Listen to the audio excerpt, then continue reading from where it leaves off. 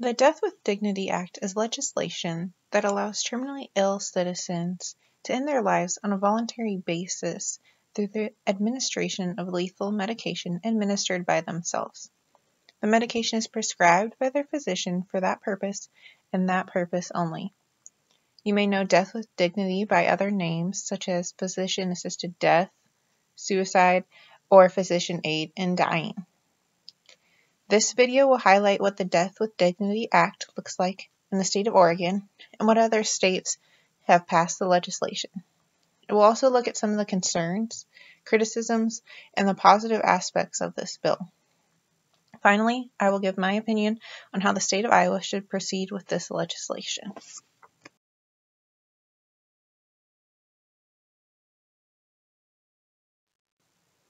On October 27, 1997, the state of Oregon passed the Death with Dignity Act.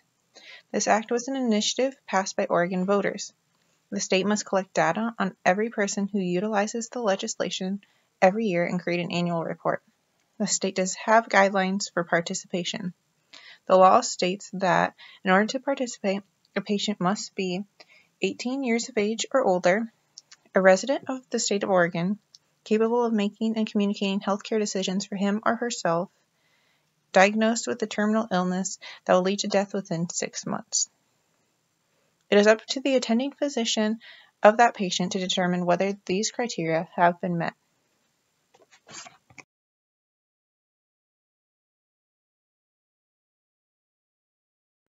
Since Oregon's groundbreaking legislation in 1997, 5 other states have followed their lead in passing this bill.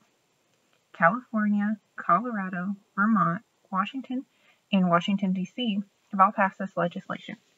Currently, Iowa is considering legislation this session, but in past attempts, it has not passed through.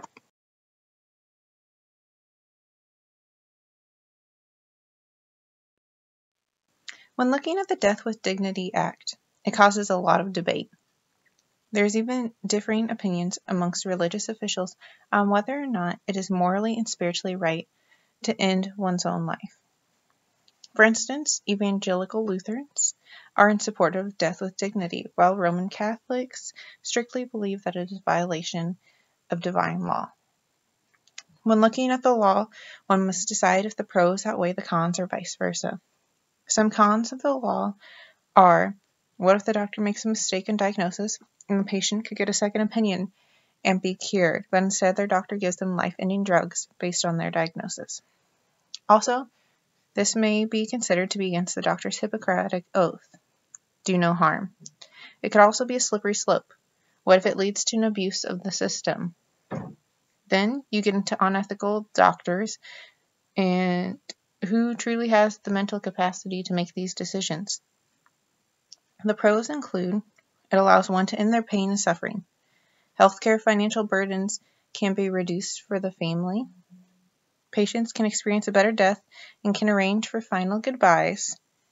Most importantly, it allows for human beings to end their lives with dignity that is so often taken away by disease.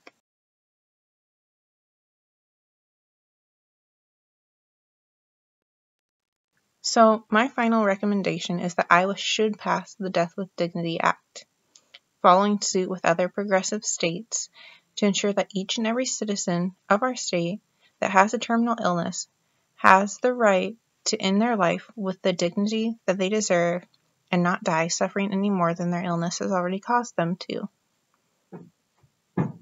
Every person deserves the right to remain autonomous, and is truly a gift to not only the person dying, but their loved ones to determine how it will end and do it with dignity.